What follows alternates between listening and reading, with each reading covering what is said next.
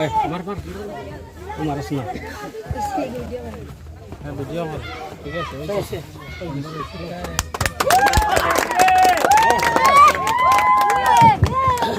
Six a side knock out football টুর্নামেন্টের final খেলায় মুলিয়ালাকে 1-0 গোলে হারিয়ে জয়ী লালছড়া। দক্ষিণ মুলিয়ালা ও লালছড়ায় একটি উপযোগী খেলার মাঠ চেয়ে কৃষ্ণেন্দু পালের দৃষ্টি আকর্ষণ স্থানীয়দের। পপুলার নিউজ বাংলায় রশিদ আহমেদের বিশেষ প্রতিবেদন।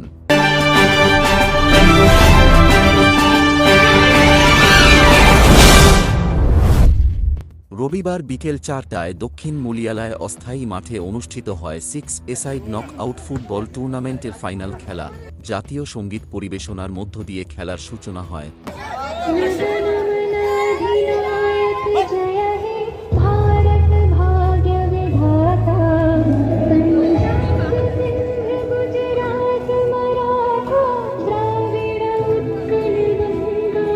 অনূর্ধ্ব 15 বর্ষীয় খেলোয়াড়দের মধ্যে অনুষ্ঠিত খেলাটি ছিল দর্শনীয়।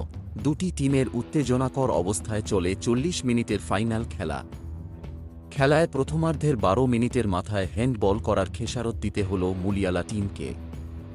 লাল ছড়া টিমের 5 নং জার্সি পরিহিত রুবেল আহমেদ প্লান্টিক শটে গোল দিয়ে নিজের টিমকে জয়ী হওয়ার পথ প্রশস্ত করেন।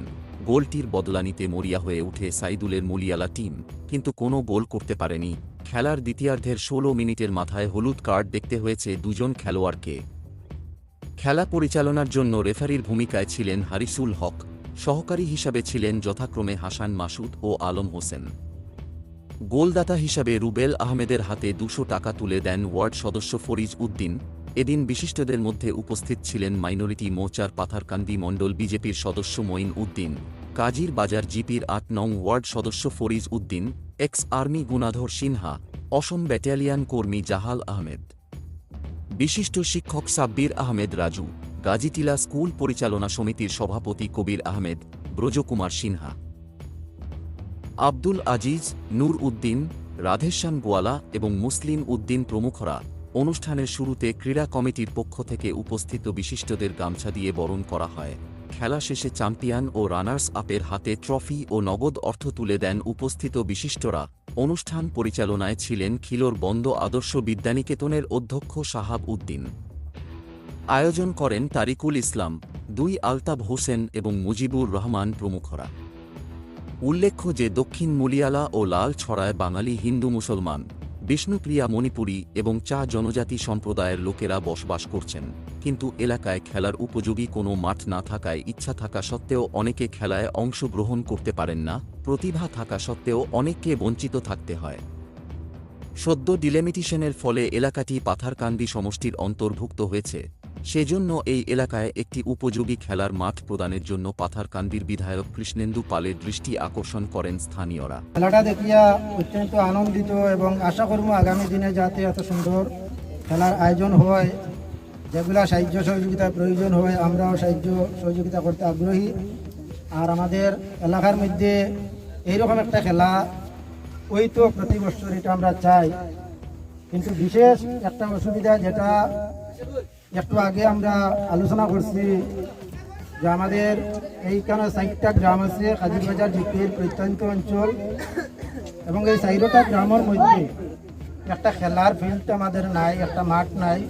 আজকে যে মাঠ যেটা এখানে খেলা হয়েছে এখান টোটালি মাঠটা হইল 30 থেকে 40 মিটার, অর্থাৎ আমরা বিঘা হিসাবে ধরুন 8 বিঘা বা আরও কম জায়গা, 8 বিঘা বা আরও কম জায়গা, ওই জায়গার মধ্যে আজকে যে তারা একটা টুর্নামেন্ট করছে তারা ধন্যবাদ দিয়ার। এবং আজকে ফাইনাল খেলা, আর ফাইনাল খেলার উদ্দেশ্যে এখানে যারা খেলোয়াড় আছেন বা দর্শক আছেন, এলাকার গণ্যমান্য ব্যক্তিবর্গ এখানে উপস্থিত আছেন, প্রত্যেকের একটা অনুরোধ যে আমাদের মাননীয় বিধায়ক কৃষ্ণেন্দু পাল মহাশয় খেলাধুলার জন্য অনেক আগ্রহী, তারা অনলাইনে টিভিতে মোবাইলে দেখতে পার।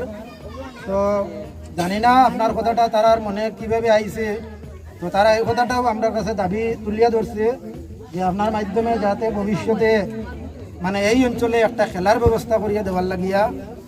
তো আমরাও এলাকাবাসী আশাবাদী যে আপনি আমরা এইরকম একটা ব্যবস্থা করিয়া দিবা।